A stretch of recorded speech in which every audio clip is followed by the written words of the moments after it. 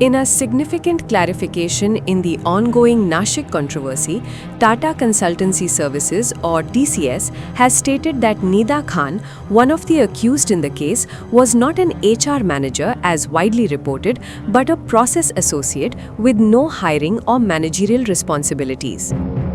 The clarification comes as the company intensifies its internal probe by engaging independent expert teams from Deloitte and law firm Trilegal.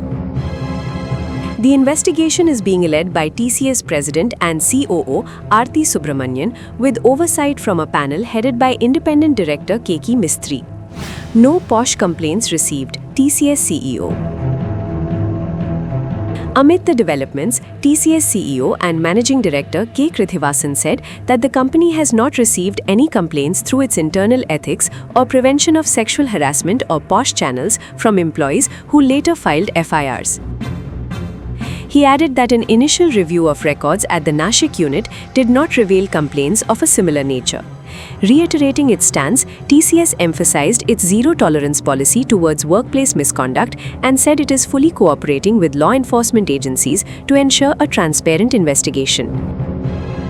The company also dismissed reports suggesting that its Nashik office has been shut, clarifying that operations continue as usual.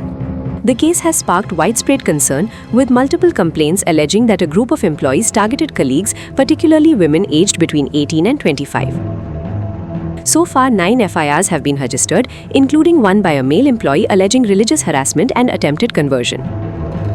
Investigators have indicated that some accused individuals held senior positions and may have misused their authority to harass co-workers. It has also been alleged that Nida Khan discouraged at least one complainant from filing a formal complaint, suggesting such incidents were routine. Earlier, N. Chandrasekaran termed the allegations deeply concerning and said a comprehensive internal inquiry is underway to establish accountability.